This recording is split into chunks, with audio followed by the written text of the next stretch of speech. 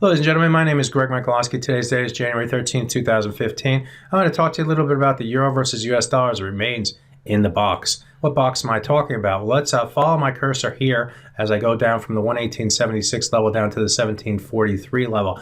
This area right here. And over the last 4.5 trading days, the market's been trading within this box right here, not moving outside of it. On the top side, the highest that we've got since the point right here where it broke below has been around the 118.70 level. On the downside, the lowest that we've gotten is about 117.52. So we have, within 10 pips of either of those extremes.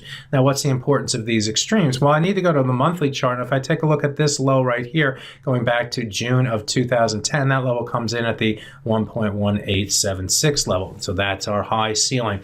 What about the 1.1743 level? If I go all the way back to January of 1999, this is when the euro came into existence. This is when the euro replaced the ECU, and it replaced it at a level of 1.1743. So that 1.1743 is another important level for me and for the market on the downside. So we need to either get below that 1.1743 or move above that 1.1876 level in order to not only break outside of this box, but move to the next levels, either to the downside or to the upside. Now looking at the hourly chart here, what do we have here? We have a double bottom here at the 52, 53 level. We had a low here at 53, we had a low here today at 52. We're kind of hanging around the bottom side right here, aren't we? Which makes it you think that we might head to the downside and through that 43 level. And that's what we're going to be looking for, is a break to the downside. If we do go below that level, then we're going to be looking for the 1.1639 level. That level corresponds with the low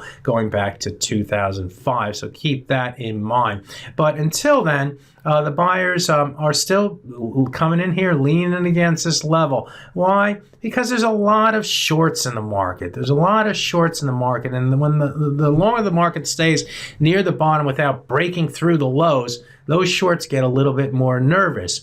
And if there's a lot of shorts in the market as well, the littlest of tweaks that could send the price moving back to the upside. It might be a technical tweak because we have a double bottom in place. It might be a fundamental reason why. Over the next 24 hours, or actually less than 24 hours, we're going to have industrial production coming out of the EU. Expectations 0.0, year on year minus 0.7. If it comes out a little bit stronger than expected, could see some short covering the euro. We also have retail sales coming out of the U.S. tomorrow. They're supposed to come out close to zero, give or take a 0.1.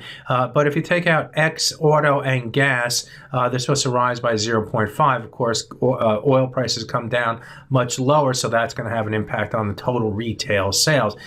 So if you take out the gas and the auto, then we could see we have a 0.5% gain. What if it's weaker than expected? What if it only comes out at plus 0.0 or 0.1? Then we could see a rise in the euro as well, a decline in the dollar, and that could push the market to the upside. So although the fundamentals right now say to the downside, we got to be prepared that there may be a short squeeze, there may be a move to the upside. What would give us a big clue? Getting above the 100-hour moving average. Now, we've been above it once, we've been above it twice right here. Each of the time the market tried to stay above that, tried to stay, and couldn't. So it failed below. Maybe the third time's a charm. Maybe getting above the 100-hour moving average is going to give it enough momentum to get it through the 1.1876 level. Then we're going to be looking at the 200-hour moving average on the top side at 1.1886 to get above that. We haven't been above the 200-hour moving average. That's the green line in this chart. Let's go back, all the way back to December 17th. So it's been about a month's time that we've been above the 200-hour moving average. That's a long time. So if we get a squeeze to the upside and we get above that level, don't be surprised. Don't be surprised. It'll give an opportunity for the sellers to come in at a higher level, of course, because the fundamentals in the euro are still to the downside. Don't you forget that. My name is Greg Michalowski. I hope this video helped you out a little bit. Good fortune with your trading. Bye-bye now.